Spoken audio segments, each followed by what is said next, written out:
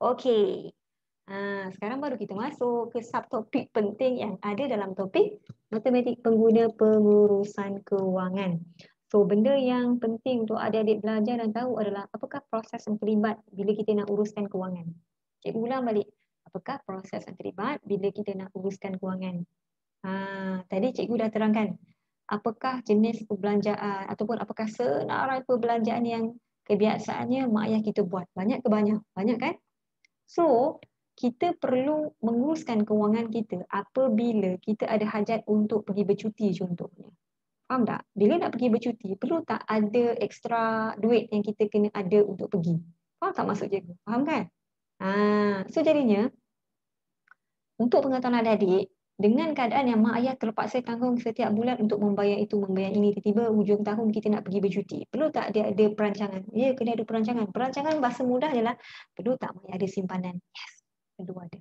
So, bila kita berhajat untuk bercuti contohnya, kita perlu ada proses pengurusan kewangan yang betul. Ada langkah-langkah yang kita kena ikut. Apa dia? Tengok dekat sini. Untuk memastikan kita punya perancangan tu terjadi dengan jayanya. Inilah proses dia. Ada berapa? Ada 5. So dekat sini, adik-adik akan perasan ada 5 ni. Adik-adik akan perasan ada 5 langkah. Langkah yang pertama, langkah yang kedua, langkah yang ketiga, langkah yang keempat dan langkah yang kelima. So, apa yang cikgu nak adik-adik tahu adalah tahu setiap benda ni lah. Ini sangat penting untuk adik tahu satu persatu. So, jom kita pergi satu persatu. Yang pertama, bila kita nak uruskan kewangan kita, kita kena ada matlamat. Menetapkan matlamat kewangan. Contoh, tadi kalau cikgu bagi case study pasal nak pergi bercuti. Adakah itu matlamat? Ya. Ya, itu adalah matlamat. Bila kita ada matlamat, baru kita kena uruskan kewangan kita. Faham tak? Kalau tak ada matlamat, tak ada ni kita nak uruskan kewangan kita tu. Faham ke faham? Sebab kita ada sebab tu pasal kita kena uruskan kewangan kita. Kalau tak urus, habis. Faham? Alright. So, dalam menetapkan matlamat kewangan, ada 2 benda yang adik-adik kena alert ataupun kena tahu. Yang cikgu nak cerita sekarang ni adalah benda ni. Di bawah menetapkan matlamat kewangan, ada 2 jenis matlamat. Ada 2 jenis matlamat. Okey. Dalam silibus adik diterangkan pasal ni. 2 jenis matlamat ada 2. Dia adalah mengikut jangka. 2 jenis matlamat mengikut jangka. Satu, jangka pendek. Lagi satu, jangka panjang. So, apa beza jangka pendek, jangka panjang? Tempoh masa dia. Kalau jangka pendek, dia mestilah kurang setahun. Kalau jangka panjang, dia lebih daripada 3 ataupun 5 tahun macam tu. Okey, so sebagai contoh, apa matlamat kurang dari setahun cikgu? Okey, tadi kalau cikgu bagi tahu pasal bercuti, yes, bercuti, contoh bercuti hujung tahun. Of course, itu di bawah kategori jangka pendek. Apa lagi? Kalau kita nak beli phone ke contohnya, kurang dari setahun. Nah, itu adalah contoh-contoh matlamat dalam tempoh jangka pendek. Kalau jangka panjang ni, kebiasaannya mak ayah kita akan merangka matlamat contoh. Anak-anak kita kecil ni nanti besok lusa dia sekolah banyak duit nak pakai. So mungkin simpanan untuk pendidikan. Itulah tempoh jangka panjang. Anak-anak sekarang baru 5 tahun contohnya. Dia dah fikirkan ke depan. Nak masuk U nanti anak-anak aku ada cukup duit ke? Nampak tak? Itu adalah contoh perancangan. Perancangan berkaitan dengan duit yang perlu disimpan ataupun ada dalam tangan untuk mencapai sesuatu. Faham ke faham? Okay, good job. Apa lagi contoh jangka panjang? Contoh nak pergi haji. Takkanlah tiba-tiba tahun 20, 30 nak pergi haji, terus boleh pergi tanpa ada planning untuk simpan. Tak boleh lah macam tu.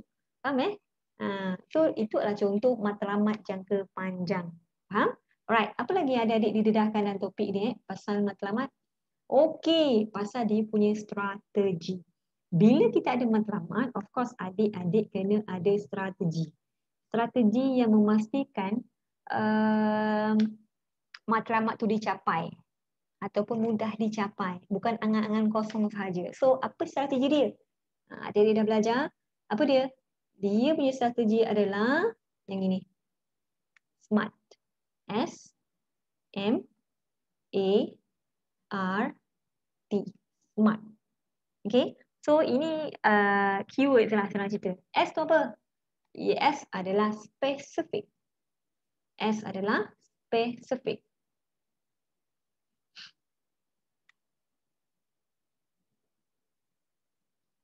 M adalah measurement. Okay. A adalah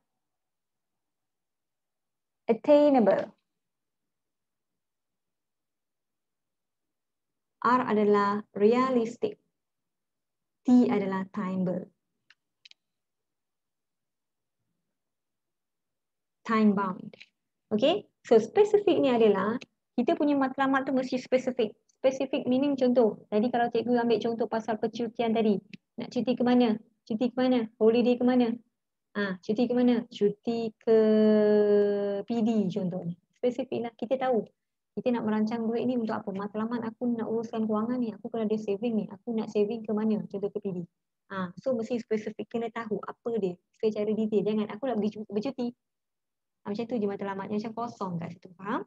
So mesti ada spesifik. Jelas. Measurement. Measurement ni kat sini adalah boleh diukur. Ataupun kita panggil dia sebagai boleh dihitung. So dekat sini kita kena tahu. Kalau nak pergi PD ni, berapa amount yang kita kena ada. Jangan kata nak pergi PD tapi tak tahu berapa belanja yang kita kena pakai. Kena siap kira-kira. Faham? Attainable ni apa? Attainable ni adalah boleh dicapai. Boleh dicapai, okay. Realistik mesti realistik dan time bound mesti ada tempoh masa. Okay, kejap lagi cikgu akan tunjuk contoh. Okay, so kena alert dulu benda-benda ni terma-terma ni. Cikgu boleh tunjuk contoh baru adik faham. S adalah specific, M adalah measurement, A adalah attainable, R adalah realistic dan T adalah time bound. So, untuk memastikan matlamat kita tu mudah dicapai, pastikan matlamat yang kita tetapkan mesti ada kelima-lima strategi ni. S, M, A-R-T dan kita combine sebagai SMART. Okay? Okay, jom kita tengok contoh satu ni. Kita tengok contoh supaya adik-adik bertambah faham apakah yang kita belajar tadi berkaitan dengan SMART. Kita baru kat checkpoint nombor 1, langkah pertama, meletakkan matlamat kewangan. Okay, bismillahirrahmanirrahim. Jom kita baca dulu soalan kelas. Syazina merancang untuk bercuti ke Pulau Pangkor dalam tempoh 6 bulan lagi. Let's say sekarang bulan 1. Okay, bulan 7 dia nak pergi. Contoh. Okay. Perbelanjaan yang diperlukan adalah 1,500. So dekat sini, nampak sangat Syazina jenis orang berancang. Dia tahu berapakah jumlah duit yang diperlukan untuk pergi ke Pulau Pangkor. Boleh jadi dia dah buat kira-kira dah. 1,500 ni mungkin transportnya, minyaknya, duit makannya, homestaynya ataupun hotelnya. Faham tak? So ini adalah total perbelanjaan yang dia kena spend kan. So apa lagi soalan beritahu Syazina bercadang untuk menyimpan RM250 sebulan. Okay, daripada pendapatannya lah. So apa soalan cakap? Adakah matlamat kewangan Syazina memenuhi pendekatan SMART? Adakah ya atau tidak? Okay, jom kita cek satu persatu. Adik-adik kena tahu bila dapat soalan ni sangat penting untuk adik senaraikan. S, M, A, R, T. S adalah specific, M adalah measurement, benda yang boleh diukur ataupun dihitung.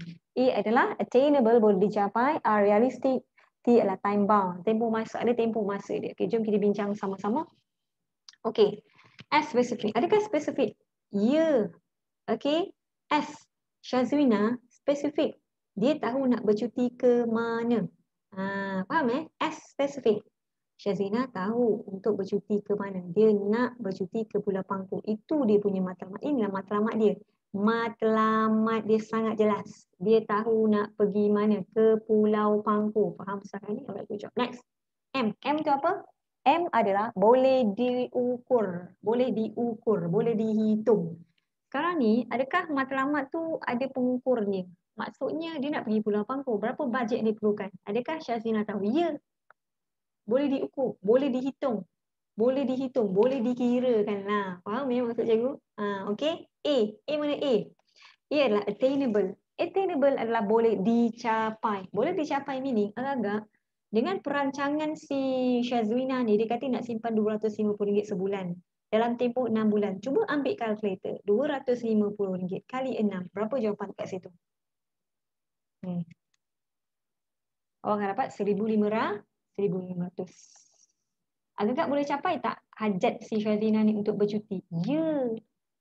Kat sini boleh dicapai. boleh dicapai daripada nilai yang kita kira ni. Kalau Syazina menyimpan RM250 selama 6 bulan, dia boleh pergi ke Pulau Pangkor. Sebab apa?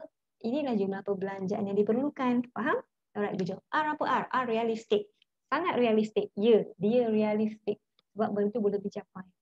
Benda tu real. Kita boleh pegang dia. Kita boleh capai dia. Kita boleh jejak kaki ke Pulau Pangkor kalau kita ada RM1,500. Faham? Faham ke faham? Let's say kalau dia kata dia nak belanja RM1,500 tapi dia nak pergi Maldives contohnya. Agak realistik ke? Tak. Itu namanya. Faham ke faham? Alright, good job. T. T adalah tempoh masa. Ada tempoh masa. Dia nak capai matlamat tu ada tak tempoh masa yang ditetapkan? Ada? Yes. Makanya dia memenuhi T ni. Time. Ada tempoh masa selama 6 bulan. Faham setakat ni? So, soalan tanya apa? Adakah matlamat kewangan Syazina memenuhi pendekatan SMART? Ya. Ya. Matlamat kewangan Syazina memenuhi pendekatan SMART. Faham? Matlamat kewangan Syazina memenuhi pendekatan SMART. Faham? So, ini adalah cara untuk kita jawab soalan ni. Of course, adik-adik kena terangkan SMART, kena terjemahkan apa yang adik-adik faham berdasarkan ni. Dia sebenarnya tak ada skema jawapan. As long as adik-adik boleh huraikan. S tu spesifik. Ya, spesifik kerana apa? Kerana Syazina tahu untuk ke Pulau Pangkor. Tahu bercuti ke Pulau Pangkor. Sangat spesifik. Ke mana untuk dia pergi. Faham tak? Contoh macam tu. Apa yang cikgu cakap ni adalah itu yang adik-adik tulis pun boleh diterima. Faham? M. M measurement. Benda yang boleh diukur. Matlamat Syazina boleh diukur. Kerana apa? Kerana Syazina sedar dan tahu jumlah perbelanjaan yang diperlukan adalah RM1,500. Boleh diukur. Dia faham Boleh diukur. Dan dia sedar yang perbelanjaan dia perlukan simpanan RM250 sebulan. Macam tu. Attainable adalah boleh dicapai. Okey, matlamat Syazina boleh dicapai kerana jika setiap 6 bulan Syazina menyimpan RM250, Syazina akan boleh RM1,500. Makanya ia mencukupi untuk membuatkan Syazina boleh bercuti. Faham tak? Jangan ikut skema jawapan sangat. Buat ikut kadar kefahaman adik-adik. Boleh ke boleh? Cikgu jawab. R apa R? Cikgu tak nak salin kan panjang lama masa video ni sekarang. R apa? R realistik. Macam tadi cikgu cerita lah. Time bersama. Ada tempoh masa yang telah ditetapkan. Syazina dah ada planning dah. Faham? Alright, good job. Okey, kita sambung. Kita sambung kepada langkah yang kedua. Langkah untuk menguruskan kewangan kita dengan cara terbaik. Tadi kita dah go through dengan menetapkan matlamat kewangan dan kita dah tengok contoh. Sekarang kita pergi kepada menilai kedudukan kewangan. Apa itu menilai kedudukan kewangan kita? Menilai kedudukan kewangan, apa yang adik-adik kena sedar dan tahu sekarang adalah apa? Bila kita nak merancang contoh, kita nak merancang percutian, kita kena tengok kedudukan kewangan kita. Kemampuan kita. Apa yang kita tanggung sekarang? Apa yang kita ada sekarang? Faham tak maksud cikgu? Maksudnya dekat sini, dalam silibus ni, dalam part yang kedua ni, adik-adik kena tengok apa yang adik-adik ada ataupun kita panggil sebagai aset, apa liability ataupun tanggungan yang adik-adik sedang tanggung. Contohnya dekat sini. Bila kita nak menilai kedudukan kewangan kita nak pergi bercuti. Contoh, apa yang aku ada contoh, berapa banyak tunai yang aku ada dalam tangan, dekat bank. Tunai dekat tangan, tunai dekat bank. Apa lagi? Adakah aku ni ada simpanan? Menilai kedudukan kita. Adakah aku memang setiap bulan ada simpanan? Ini contoh-contoh aset yang kita ada. Faham maksud cikgu? Kita nak pergi bercuti. Of course kita tahu kita nak pergi bercuti. Sekarang ni kita sedang mengukur kemampuan kita sebenarnya. Apa lagi? Boleh jadi tunai, bank, boleh jadi simpanan, apa lagi? Boleh jadi kita ada buat investment, pelaburan, apa lagi? Itu contohlah. Contoh itu sahaja cikgu bagi. Saham ataupun pelaburan. Pelaburan yang lain lah. Apa lagi? Kalau kita bercerita pasal liability, kita sekarang nak mengukur kedudukan kewangan kita mampu atau tidak mampu sebenarnya. Apa yang kita tanggung? Boleh jadi loan, personal loan, pinjaman. Apa lagi? hutang kad kredit. Nah, ini contoh-contoh yang adik-adik kena realize. Dan semua orang majoriti hadap benda lah ni. Faham Loan, hutang kad kredit. Loan ni loan hutang, personal loan lah. Ni bahasa Inggerisnya. Kalau bahasa Melayunya adalah hutang pinjaman peribadi. Okay. So dekat sini apa yang adik-adik kena tahu adalah menilai kedudukan kewangan. Cek balik apa yang kita ada dan apa yang kita tanggung. Apa yang kita ada adalah aset, apa yang kita tanggung adalah liability. Inilah terma-terma matematik sebenarnya, matematik lah. Ataupun kalau adik-adik belajar ambil prinsip account, of course benda ni ada kaitan dengan prinsip account, prinsip accountant. Okay, so next, menilai kedudukan kewangan. Lepas kita dah menilai kedudukan kewangan, kita sedar, oh aku ada duit sekian-sekian, oh aku sebenarnya ada hutang sekian-sekian, barulah kita pergi kepada mewujudkan pelan kewangan. Okay, mewujudkan pelan kewangan sangat mudahnya cikgu nak bagi tahu adik-adik kena tahu adalah apa? Adik-adik kena tahu ataupun kena sedar ataupun kena cek lah bahasa mudahnya. Cikgu lebih suka untuk beri pendedahan dengan bahasa mudahnya supaya adik lebih faham. Cikgu nak bagi tahunya adalah adik-adik kena tahu, let's say ni adik-adik apa duit yang aku dapat ataupun berapa jumlah duit yang aku boleh dapat setiap bulan dan berapakah duit yang keluar. Faham tak? Faham tak maksud cikgu? Ini lebih kepada adalah aliran tunai sebenarnya. Mewujudkan pelan kewangan ni adalah memastikan kita tahu aliran tunai terjadi setiap bulan. Berapa duit yang masuk dan berapa duit yang keluar. Adik-adik kena tahu benda lah ni. Kita nak pergi bercuti, tak boleh pergi bercuti sembrono macam tu je. Kita kena cek dulu duit kita ada berapa, duit keluar kita berapa setiap bulan. Okay? Okay. So, ingat tak? Tadi cikgu ada cerita pasal apakah ke mana duit mak ayah kita pergi setiap bulan. Benda tu ada kaitan dengan apa yang cikgu nak cerita dengan adik sekarang ni, adik-adik sekarang ni. Benda ni lah, part yang nombor 3 ni lah. Okay, apakah perbelanjaan dia dan apakah pendapatan dia. Benda ni ada sangat berkait rapat dengan mewujudkan pelan kewangan. Kita kena tahu daripada mana duit tu datang dan ke mana duit tu pergi. Alright. So dekat sini, dalam silibus ni, adik-adik kena tahu. Adik-adik kena tahu apa? Yang ni. Jenis pendapatan yang ada ataupun komisen lah. Okay. Gaji ni kalau kita bekerja, kita kena aktif, kita kena buat itu, buat ini, makanya kita dapat gaji. Ini adalah jenis pendapatan aktif. Komisen ni biasanya jual lah. Kalau dia buat lebih, dapat lebih lah komisionnya. Contoh, kalau seorang dia dapat jual seorang dapat RM100. Kalau jual 100 orang, dia dapat RM1,000. Contoh. RM10,000. So, dia berdasarkan kepada kita punya komitmen. Buat lebih, dapat lebih lah. So, itu dipanggil sebagai jenis pendapatan aktif. Faham? Right. Apa itu pendapatan pasif? Pendapatan pasif ni, benda tu kalau kita tak buat pun dia akan masuk je duit tu. Faham ke faham? Pelik ke pelik? Contoh, pasif ni kalau kita ambil, kalau mak ayah kita ada rumah contohnya. Boleh jadi siapa-siapa yang tengok video recording cikgu ni, awak ada mak ayah yang ada rumah lain tapi disewakan. So setiap bulan duit tu diterima. Itu adalah jenis pendapatan pasif. Faham ke faham? Sewa yang diterima, sewa rumah yang diterima. Contoh, apa lagi? Faedah, apa lagi? Dalam silibus adik-adik diterangkan pasal ni dah. Apa lagi? Dividen. Faham Dividen ni sangat berkaitan dengan saham Okey, apa lagi? Ini jenis-jenis pelaburan lah.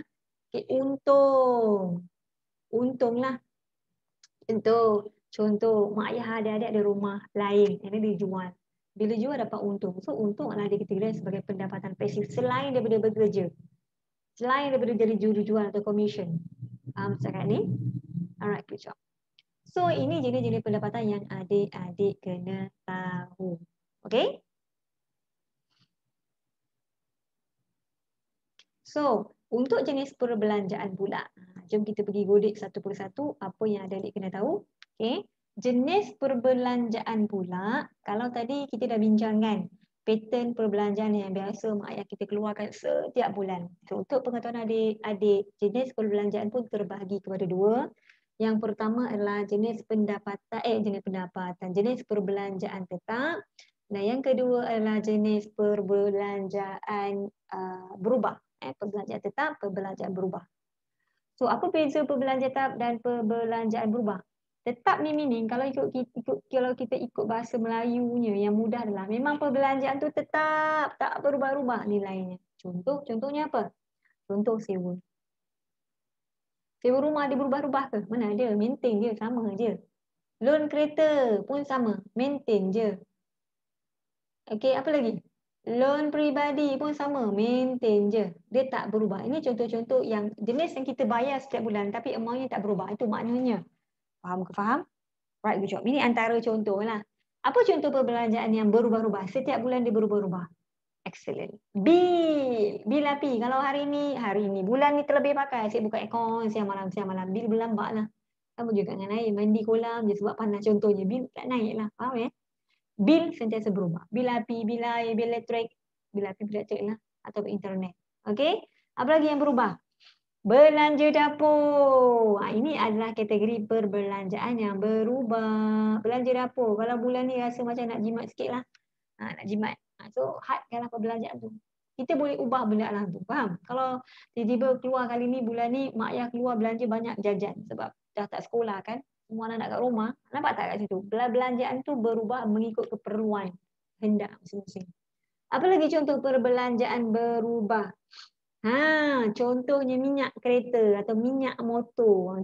Tol lah, macam tu lah. Minyak dan tol ni sering kali berubah mengikut pergerakan kita lah. Contoh bulan ni duduk kat rumah. Bulan depan tiba-tiba nak pergi Perak. Tak ke bertambah minyak dengan tol. Faham Okey. Contoh. Inilah contoh sahaja. Faham So ini adalah jenis-jenis perbelanjaan yang adik-adik kena tahu. Jenis dia. Satu tetap, satu berubah. So soalan cikgu pada adik-adik. Agak-agak antara tetap dengan berubah. Mana satu jenis perbelanjaan kita boleh kawal? Of course berubah lah. Let's say kalau bulan ni kita nak jimat, kat mana kita kena potong? Bil lah. Faham Bil. Bil api, bil air kita kena jimat. Kat sini kita boleh kontrol lah. Belanja dapur. Puasa contohnya. Banyak tak benda kita boleh cut? Banyak. Okay, minyak dengan tol. Saving nak lebih. Jangan bergerak ke mana-mana. Contoh. Faham Alright, good job. Okay. Kita tengok pada contoh ni. Ni contoh ni adalah berkait rapat dengan apa yang kita belajar tadi dalam langkah yang ketiga, mewujudkan pelan kewangan. Kita kena tahu aliran tunai kita bagus ataupun tidak. Berapa duit masuk, berapa duit keluar. Itu terma dia. Berapa duit masuk, berapa duit keluar. Cuba ulang. Berapa duit masuk, berapa duit keluar. Faham? Alright, good job. So, jom kita baca contoh soalan ni. Encik Fazwan menerima pendapatan aktif. Okey, ini tadi cikgu dah ceritakan pendapatan aktif tu apa, contohnya gaji. Pendapatan aktif Encik Faizwan adalah RM3,000 dan pendapatan pasif dia adalah RM1,000 dalam sebulan. Okey. So, Encik Faizwan juga mempunyai perbelanjaan tetap RM1,350 dan perbelanjaan tidak tetap ini berubahlah sebanyak RM650 sebulan. So dekat sini, apa yang cikgu nak adik-adik buat adalah bila jumpa soalan macam ni terus jot down dekat tepi. Terus jot down dekat tepi. Berapa pendapatan yang dia ada. Okay. Pendapatan aktif, buat macam ni. Pendapatan pasif berapa? Aktif RM3,000. Pasif berapa? Pasif berapa? Pasif RM1,000. Berapakah jumlah pendapatan Encik Faizwan? RM4,000. Okay. Faham? Alright. Dia punya perbelanjaan apa perbelanjaan yang dia ada? Jot down macam ni. Perbelanjaan dia apa perbelanjaan dia? Perbelanjaan tetap adalah RM1,350. Perbelanjaan tidak tetap dia berapa? RM650. So berapakah jumlah perbelanjaan dia setiap bulan? Adik-adik akan dapat RM2,000. Betul ke betul? Alright. So ini adalah jumlah perbelanjaan dia. RM4,000 blok. RM2,000. Okay. Buat kat tepi. Benda ni akan membuatkan adik-adik lebih jelas sebenarnya. That's why cikgu sangat recommend adik-adik buat macam ni. Buat dekat tepi. Ikutlah nak buat jadual ke tak nak jadual. So ini adalah jumlah pendapatan dia dan ini adalah jumlah perbelanjaan dia. Okay, jom kita tengok soalan. Apa yang soalan tanya kita?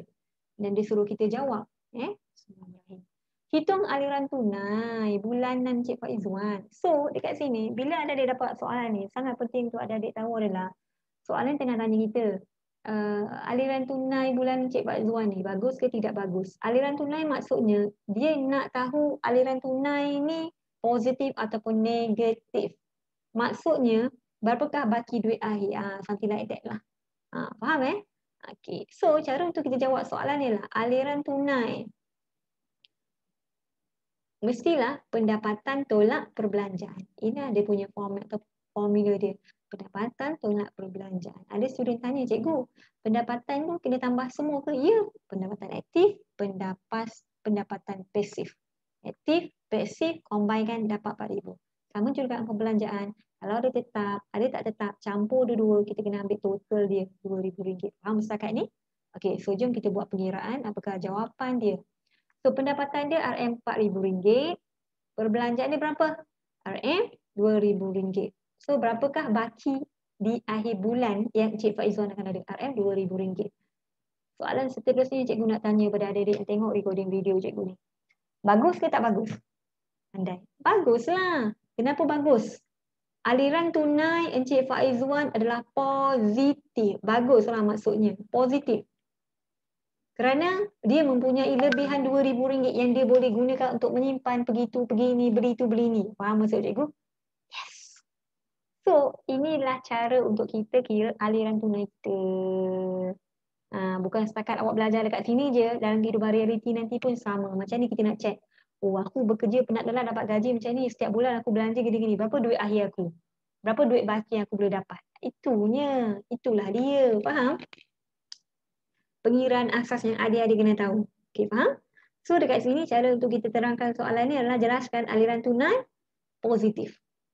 Aliran tunai Encik Faizwan positif kerana mempunyai lebihan RM2,000. Kerana mempunyai apa? Lebihan RM2,000. Mempunyai lebihan RM2,000. Adik-adik nak tambah huraian lain pun boleh. Ini menunjukkan Encik Faizwan pandai berjimat ataupun menghadkan perbelanjaan dia, mengawal perbelanjaannya supaya dapat dijimatkan. Contoh, faham Alright, good job. Dia sebenarnya tak rigid tau. Dia soalannya tu subjektif untuk kita huraikan. Enjoy bila dapat belajar topik ni. B, apa soalan tanya? Jelaskan aliran tunai Encik Faizwan jika pendapatan pasifnya tak wujud. Tak wujud pula. Maksudnya sekarang kalau pendapatan pasifnya tak wujud, maknanya apa? Pendapatan pasifnya tak ada. Maknanya berapakah pendapatan baki yang tinggal? 3,000 je lah, bukan 4,000 Faham Itu maknanya. Apa lagi dia kata? Dan jumlah perbelanjaan juga meningkat sebanyak 60%. Daripada elok-elok 2,000, agaknya dia pergi buat lifestyle agaknya. Pergi tukar rambut lah, itulah ini contoh. Pergi cat kereta ke contoh. Naik 60%. Naik 60%. Kat sini 2,000. Macam mana nak naik 60%? Macam mana kita nak kira peningkatan tu? Macam mana kita nak kira peningkatan sebanyak 60%? Kena tambah 60%. So 60% ni kita boleh kira macam mana? 60% kali 2,000. Faham? 60% kali 2,000. Kita tengok pengiraan ni. 60% kali dengan 2,000 lah. So cuba tekan kal kita berapa dapat jawapan? 0.6 kali 2,000. Adik-adik akan dapat 1,200 dekat situ. So berapakah jumlah perbelanjaan yang terbaru untuk Encik Faizwan? RM3,200. Ini adalah perbelanjaan terbaru. Asalnya 2,000 naik kepada 3,200. Faham ke faham? Okay, good job. So sekarang ni soalan tanya jelaskan aliran tunai yang baru. So kita kena kira lah aliran tunai yang baru setelah ada perubahan. Yang tadi sebab pasif dah tak ada, belanja dia dah naik. So kita kena kira yang baru. Okay, aliran tunai baru. Pendapatannya RM berapa? Of course, konsep yang sama. Kita kena buat congak-congak juga. Pendapatan tolak perbelanjaan je dia punya formulanya. Pendapatan dia berapa yang terbaru? Setelah tak ada pasif, RM3,000. Perbelanjaan yang terbaru, berapa? RM3,200. Bila tolak-tolak, kalau kita tekan kalkulator, kita akan dapat negatif. Kalau awak tak tekan pun, awak akan nampak sangat, oh cikgu, rugi Bukan rugi. Maksudnya apa? Maksudnya apa? Dia terlebih belanja. Dia terlebih belanja RM200. Masa dekat sini, aliran tunainya positif ke negatif? Negatif lah. Sebab duit keluar banyak. Itu je. Faham ke faham? Aliran tunai negatif kerana perbelanjaannya melebihi daripada pendapatan. Faham? Macam tu je kita nak jawab soalan macam ni yang berkaitan dengan aliran tunai. So ingat, apakah formula aliran tunai? Adik-adik, formula aliran tunai yang adik-adik kena alert adalah yang ini. Pendapatan tolak perbelanjaan. Inilah formula dia setakat ni. Adik-adik kena ingat. Pendapatan tolak perbelanjaan. Pendapatan tolak perbelanjaan. Pendapatan tolak perbelanjaan untuk formula aliran tunai. Faham setakat ni? Alright, good job. Okey, so sekarang ni kita pergi dah ke langkah yang keempat. Melaksanakan pelan kewangan. Apakah itu melaksanakan pelan kewangan? Bahasa mudahnya, cikgu nak ringkaskan cerita. Melaksanakan pelan kewangan ni, adik-adik dah mula kena tahu apakah kos-kos yang patut dikurangkan demi mencapai matlamat tu. Cikgu ulang balik apakah kos-kos yang patut dikurangkan demi mencapai matlamat tu. Aku nak pergi bercuti, tapi duit sekian. Ada benda yang perbelanjaan aku kena kurangkan supaya aku boleh bercuti, supaya aku boleh menyimpan duit. Faham ke faham? Tak apa, dengar je dulu dan faham kan, nanti cikgu buat contoh. Faham setakat ni? Alright. Apa lagi dalam melaksanakan pelan kewangan, adik-adik juga kena tahu, tadi cikgu cerita macam mana nak minimkan kos ataupun perbelanjaan. Okey, dan adik-adik kena tahu apakah perbelanjaan yang perlu diutamakan. Okey, jenis perbelanjaan yang perlu diutamakan. Jenis perbelanjaan yang perlu diutamakan adalah apa? Tips ini kemahiran asas ataupun pengetahuan asas yang adik kena tahu. Jenis perbelanjaan kena diutamakan dulu. Kalau dapat gaji setiap bulan, mesti bayar yang pattern tetap dahulu. Utamakan perbelanjaan yang tetap. Contoh tadi apa cikgu kata? Rumah, sewa rumah, kereta, sewa rumah ataupun ansuran rumah, kereta, installment kereta, ansuran kereta. Apa lagi? Loan peribadi, loan kad kredit. Benda-benda macam tu yang melibatkan amount yang tetap, makanya kita kena utamakan dulu. Okey? Faham setakat ni? So ini langkah-langkah yang adik-adik kena tahu alert Alright? Okey. So, jom kita pergi kepada contoh supaya ada lebih faham. Sekejap, ada lagi tak? Itu je. Jom kita tengok pada contoh. Okey, ini contoh dia. Contoh pelan kewangan. Nampak macam akaun kan? Alah, jangan risau. Kalau adik tengok, senang je nak faham sebenarnya. Okey, sekarang kita berada di sini. Melaksanakan pelan kewangan. Melaksanakan kewangan ni sebenarnya benda ni mudah. Jangan risau. Konsepnya sama aja. Apa tadi kita buat tadi aliran tunai? Kat sini aliran tunai kan? Aliran tunai apa formula dia? Perbelanjaan tolak pendapatan kan? Kita nak tengok aliran tunai kita, betul tak? Okey ke tak okey? Kalau positif, aliran tunai positif. Kalau negatif, aliran tunai negatif. Kan? Pendapatan tolak perbelanjaan. Terbalik ni. Pendapatan tolak perbelanjaan. Pendapatan tolak perbelanjaan. Okey. Sekarang ni kita, macam mana kita nak buat melaksanakan pelan kewangan? Ini yang keempat. So, kalau adik-adik perasan kat sini adalah contoh pelan kewangan keluarga Puan Aminah. Dekat sini kalau adik-adik perasan, ini adalah bahagian pendapatan. Gaji suami Aminah, gaji Aminah. Berapa ditambah. Inilah jumlah dia. 6,500. Faham? Right, jom. Apa lagi dia buat? Okey, kalau perasan adik kat sini dia tolak simpanan tetap bulanan. Ini kalau adik perasan, ini hardcore yang adik kena tahu hardcore. Benda penting yang adik kena tahu adalah apa dekat sini. Puan Aminah juga ada buat simpanan secara tetap RM650. Dia tolak daripada jumlah pendapatan dia, tolak. Tolak 6,500. Macam mana 650? Sebab dia buat simpanan 10%. Kalau awak tekan kalkulator, 10% kali 6,500, adik akan dapat 650. Okey, dan dia buat juga tolak simpanan dana kecemasan. Ini dia buat simpanan. Kalau ada perasan 650 disimpan.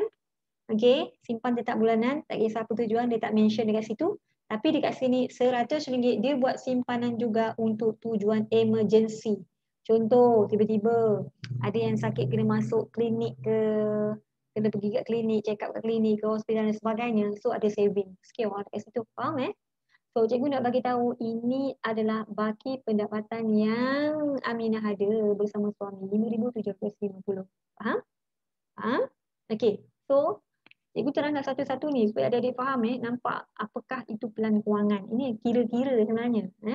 Tolak perbelanjaan tetap bulanan. So ini adalah perbelanjaan. Ini adalah perbelanjaan apa ni? Ini adalah perbelanjaan tetap. Belanja tetap. Fahamkan dulu ni. Ini apa? Tolak perbelanjaan tidak tetap. Ini adalah contoh perbelanjaan. Senarai perbelanjaan yang tidak tetap. Belanja tak tetap. Okey. Cuba tengok ada satu item dia. List pinjaman rumah, asuransi kereta, premi insurance. Okey. Perasan So jumlah perbelanjaan tetap dia 2,500. Jumlah perbelanjaan tidak tetap dia ni. Okey. So inilah.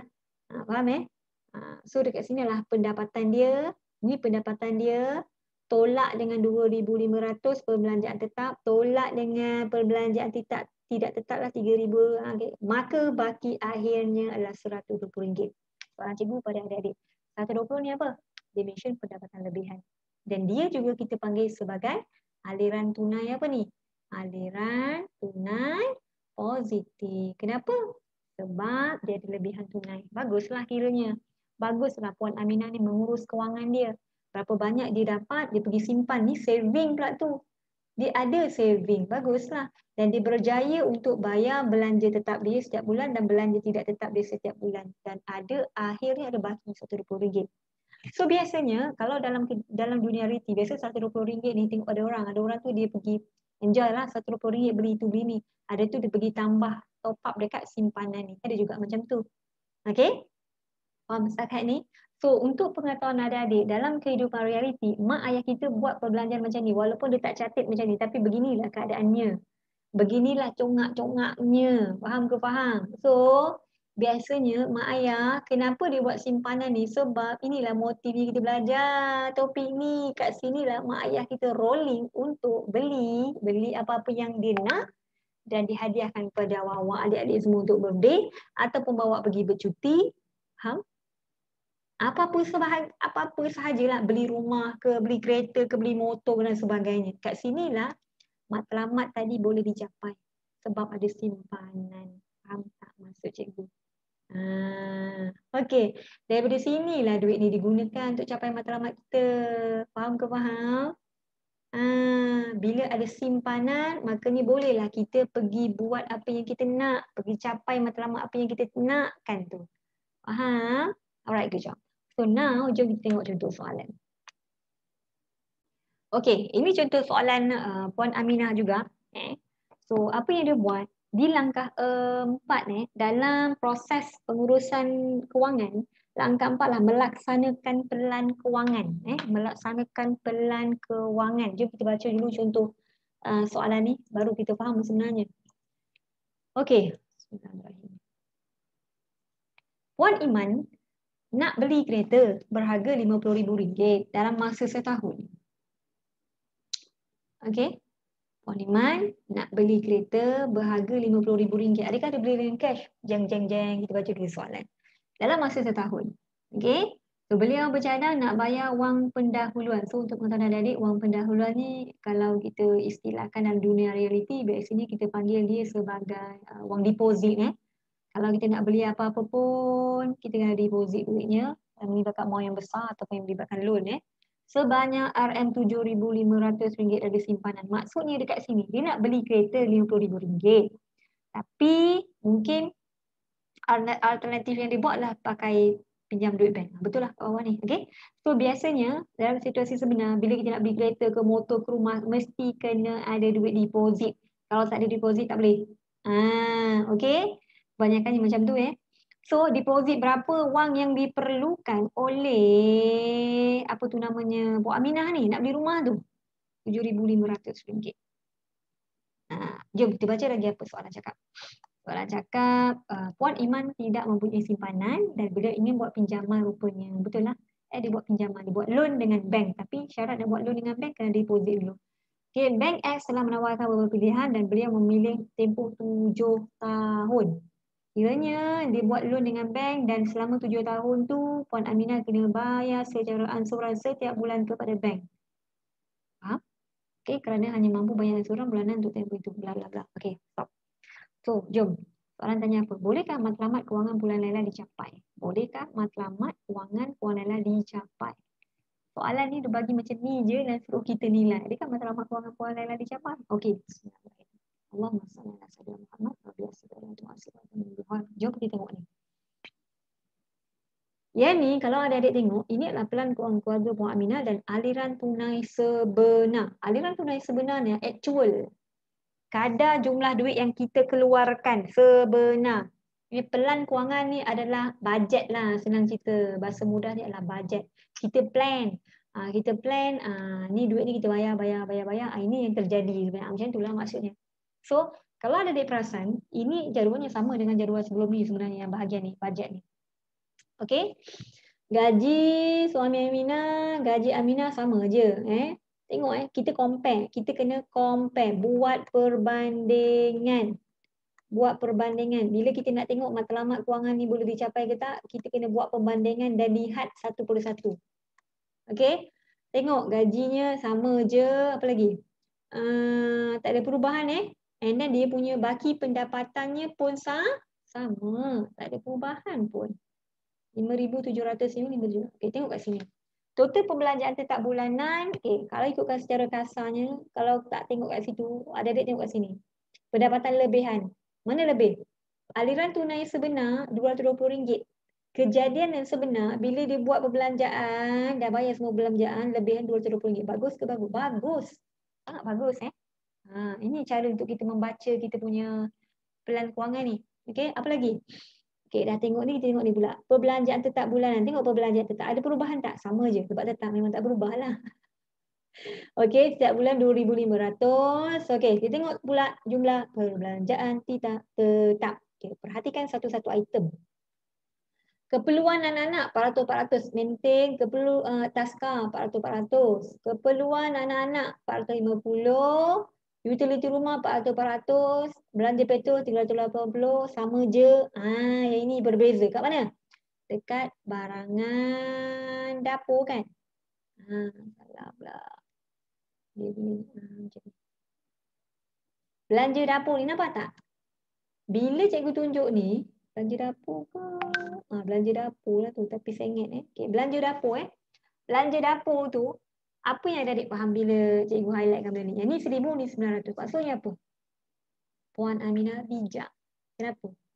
Dia berjaya mengurangkan kadar perbelanjaan yang keluar setiap bulan. Kurang RM100. Faham ke faham? Dan menyebabkan aliran tunainya bertambah positif, bertambah nilai dia. Asalnya 120 bajet, tapi over the budget RM220. Faham maksud cikgu? So soalan tanya, adakah matlamat kewangan Puan Laila boleh dicapai? Matlamatnya apa? Itu yang penting cikgu nak tanya adik-adik ni. Matlamat Puan Laila apa sebenarnya matlamatnya? Matlamatnya nak beli kereta RM50,000, tapi syarat utama dia kena ada wang pendahuluan RM7,500. Adakah boleh capai? Kita nak tahu Puan Iman boleh capai atau tidak berdasarkan daripada apa? Jumlah simpanan dia. Jumlah simpanan ni berapa? Tengok. Kita nak tengok pelan kewangan bajet ke yang sebenar? Mestilah yang sebenar. Kita tengok simpanan berapa setiap bulan? RM650. Okey? RM650.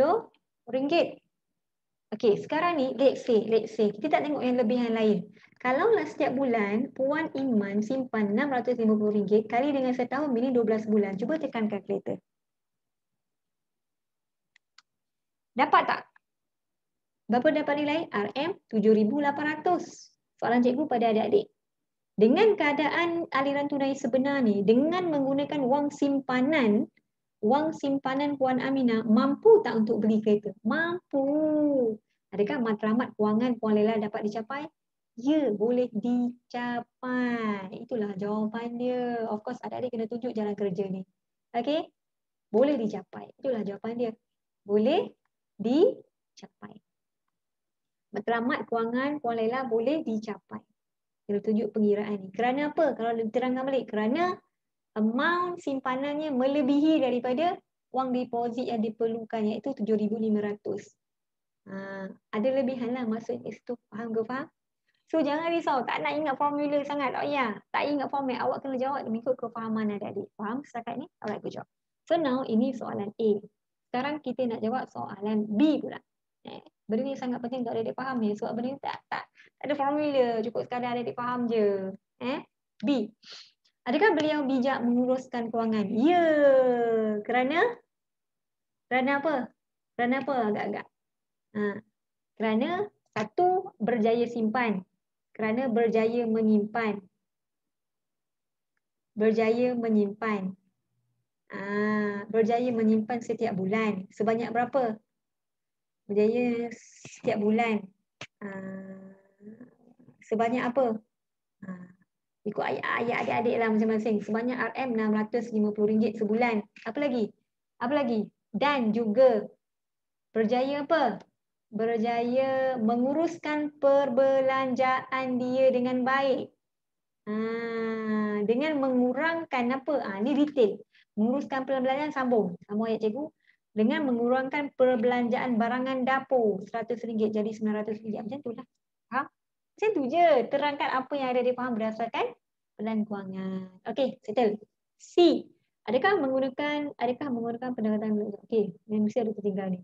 Adakah Puan Iman menggunakan pendekatan SMART untuk mencapai matlamat? Agak-agak. Okey, beri perhatian untuk kita jawab soalan ni. Macam mana cara dia? C. Soalan C ni adik-adik kena tahu, adik-adik kena jelaskan SMART. Cara sama je macam cikgu dah terangkan tadi. Nyatakan apa-apa dan bagi kesimpulan. Adakah ya ataupun tidak? Adakah Puan Iman ni menggunakan pendekatan SMART? Itu je. Nak skema jawapan. So S, spesifik. Adakah spesifik? Ya. Sebab Puan Iman nak beli kereta. Harga RM50,000. Deposit ni pun dia tahu. M, measurable. Boleh tak diukur? Ya, boleh diukur. Sebab ada nilai, ada kuantiti, amount dia. Berapa harga kereta, berapa deposit. A, achievable. Adakah boleh dicapai? Boleh dicapai sebab jumlah simpanan Puan Aminah tu mencukupi. Kalau didarab dengan 12. Okey, realistik. Ya, realistik. Boleh dicapai. Real lah kiranya benda yang boleh dicapai, boleh di cakap waktu mudahnya. Bentuk real lah. Faham okey. T, timeable. Timeable memang ada tempoh lah. Tempoh masa impian yang Wak Aminah adalah tempoh masa setahun. Itulah dia punya tu. So adakah menepati? Ya, menepati. Ataupun menggunakan pendekatan SMART. Itu sahaja. Faham ke faham? Okey. Dan kita dah go through dah satu-satu tadi. Betul tak? Makanya kita dah pergi kepada proses pengurusan kewangan yang terakhir iaitu mengkaji dan menyimak. Benda ni sangat mudah aja. Apa yang adik-adik kena tahu adalah bila kita berada di fasa yang nombor 5 ni, kita kena kaji balik, semak balik kedudukan kewangan kita. Nak semak kat mana? Nak kaji balik kat mana? Dekat penyata yang tadi kita buat tu, pelan kewangan yang ada kira-kira tadi tu. Berapa duit masuk, pendapatan kita berapa? Berapa perbelanjaan kita tadi?